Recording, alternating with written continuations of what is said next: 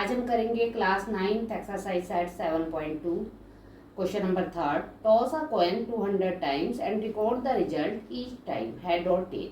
First part है how many times did you get head. अब देखो इसमें क्या है आपके पास. अब हम अपनी तरफ से करेंगे क्योंकि 200 टाइम्स वो करना है, तो हमने करना है कि भाई कितने टाइम हेड आ गया आएगा. तो हम मान लेते हैं कि number of times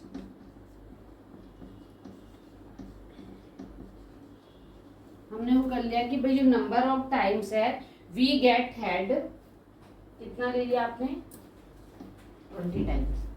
sorry, number of times we get head हमने मान लिया हेड हमें मिला 11. ठीक है, 11 टाइम्स. और number of times we get tail, क्योंकि टोटल आपके पास कितना है 20 है, तो टेल कितनी मिलेगी आपको 9, क्योंकि 11 + 9 आपके पास क्या हो गया 20 हो गया. अब आपके पास फर्स्ट पार्ट में यही पूछा था how many time did you get head, second में पूछा था how many time did you get tail, third में पूछा है calculate the experimental property of getting head. तो बस क्या है आपके पास इजी, ये फर्स्ट पार्ट हो गया, ये सेकंड पार्ट हो गया, ये थर्ड पार्ट. अब प्रोबेबिलिटी निकालनी है आपने गेटिंग हेड. तो आपको पता है कि हेड कितने हैं 11. ठीक है, फेवरेबल कंडीशन ये है. और नीचे लिखते हैं टोटल कितने टाइम्स आपने उसको किया, तो आपके पास क्या आ गया टॉस कितने टाइम किया 20 टाइम्स, तो 11/20. नेक्स्ट है if you toss the coin once more, एक बार और आपने वो किया उसको टॉस किया, तो what is the probability of getting tail. देखो क्या बोला उसने कि एक बार और किया, तो आपने किया, या तो आपके पास प्रोबेबिलिटी क्या होगी, या तो हेड आएगा या आपके पास क्या आएगा टेल आएगा. तो आपको प्रोबेबिलिटी किसकी निकालनी है गेटिंग टेल. अब टेल कितने टाइम आया है 1 टाइम, और टोटल पॉसिबिलिटी कितनी है टोटल वो कितने हैं 2, तो 1/2. तो that is your answer. Okay, clear.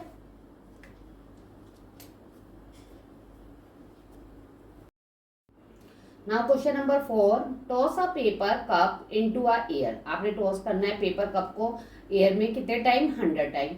After each toss record whether the cup lands on its bottom, upside, top और on its side. Assign probability, तो आपने इसकी प्रोबेबिलिटी फाइंड आउट करनी है. ठीक है, तो हम मान लेते हैं कि भाई जो बॉटम है अपनी तरफ से मान लेते, सबके आंसर अलग अलग आ सकते हैं इसमें, तो अपन ने ये मान लिया कि जो बॉटम है उसमें कितने टाइम्स किया, मतलब 35 टाइम्स. ठीक है, अब बॉटम में 35 टाइम्स है. दूसरा क्या है आपके पास, क्या पूछा इसने टॉप में, क्या बोला आपको टॉप में कितना है आपके पास 15 टाइम्स. देखो हमने 100 टाइम्स बनाना है ना, और साइड में क्या हुआ आपके पास, कितना बचा आपके पास, तो कितना हुआ 15 टाइम्स. चलो ये तो हो गया.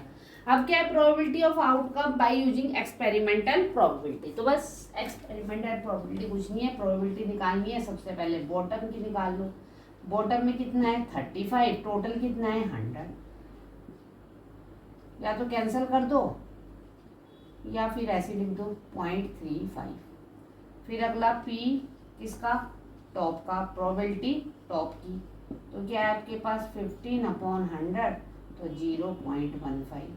फिर प्रोबेबिलिटी साइड की, तो 50/100, तो 0.5.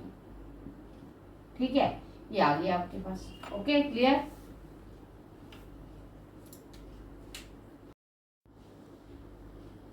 Now question number 5. What is the probability of getting an even number when rolling a pair 6 sides die? ठीक है, अब देखो आपके पास जब डाई को आप फेंकते हैं तो आपके पॉसिबल आउटकम क्या आते हैं, पहले बताओ. पॉसिबल आउटकम, क्या पॉसिबल आउटकम होते हैं, या तो 1 या 2 या 3 या 4 या 5, और आपके पास क्या है 6 है. अब इसने हमें क्या बोला है बट कि हमें तो इवन नंबर बताने हैं, तो इवन नंबर क्या क्या होंगे, अब आपको पता ही है क्या है इवन नंबर 2, 4 और क्या हो गया 6. अब प्रोबेबिलिटी निकालनी है आपने किसकी गेटिंग एन इवन नंबर. तो कितने इवन नंबर है 3 और टोटल कितने हैं 6, तो कट कर दीजिए. तो क्या प्रोबेबिलिटी आ गई 1/3. Okay, clear? Now question number 6. Suppose you roll a six-sided die 12 times and get a 3 times. What is the experiment? जो 3 है वो 3 times आपको मिला है. What is the experimental probability? देखो ये experimental वाली तो simple probability होती है कि आपके पास क्या है, probability of rolling 3. ठीक है. अब क्या बोला है, प्रोबेबिलिटी ऑफ रोलिंग 3. अब गेटिंग 3 टाइम्स, तो 3 टाइम्स है आपके पास, तो प्रोबेबिलिटी क्या होगी, 3 बार मिलेगी ना आपको, तो 3/12. तो ये तो क्या आ गया 1/4. लेकिन नेक्स्ट में क्या बोला है आपको, नेक्स्ट में आपको बोला है कि आपको प्रोबेबिलिटी निकालनी हो. तो एक्सपेरिमेंटल तो यही होती है. थियोरेटिकल प्रोबेबिलिटी क्या है, अभी मैं आपको डिफरेंस बताती हूँ इसका. तो आपके पास क्या है, वो भी रोलिंग क्या करना है आपने, 3 ही करना है, लेकिन वो थियोरेटिकल करना है. अब थियोरेटिकल और एक्सपेरिमेंटल में क्या डिफरेंस होता है, जो एक्सपेरिमेंटल प्रोबेबिलिटी होती है वो क्या होता है, हम एक्चुअली एक्सपेरिमेंट करके करते हैं, और थियोरेटिकल ये होती है हम ऐसे ही उसको बता देते हैं भाई इतनी है. तो आपके पास जो थियोरेटिकल वो होगी वो कितनी होगी आपके पास, जितने आप कितनी बार आता है डाई में 3 1 टाइम, और डाई में कितनी आउटकम होती है 6. तो जो आपके पास थियोरेटिकल प्रोबेबिलिटी होगी वो 1/6 होगी. नेक्स्ट है आपके पास थर्ड क्वेश्चन में, why might these probability be different, what would you expect to happen if you roll. अब आपके पास these probability different क्यों है, एक्सपेरिमेंटल और थियोरेटिकल. तो देखो the write down experimental probability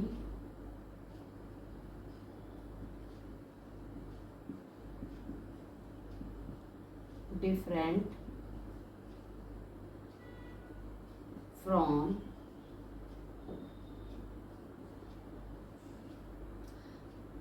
theoretical probability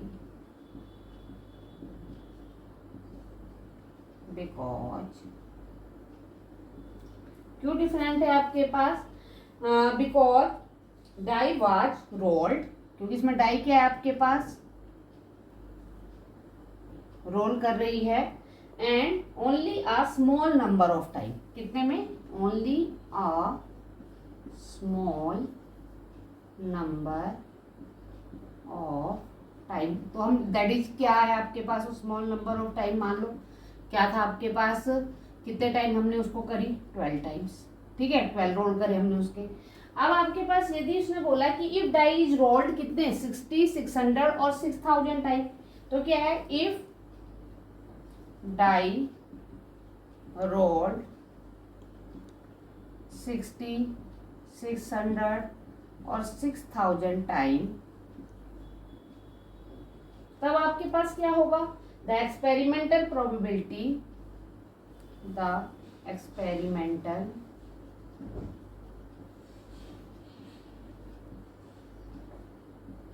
probability, तो जो आपकी एक्सपेरिमेंटल प्रोबेबिलिटी होगी is expected to get, is expected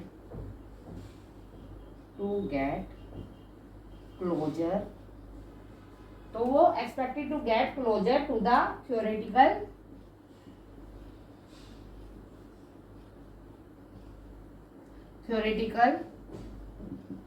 probability. क्यों होता है ऐसा, बिकॉज, क्यों है ऐसा, तो क्योंकि आपके पास a large number of trial give, क्योंकि वहां लार्ज नंबर ऑफ ट्रायल हो रहा है, तो large number of trial give, क्या देता है वो, मोर रिलायबल रिजल्ट, उतना ही रिलायबल रिजल्ट देगा. Okay, clear. तो दैट इज योर आंसर.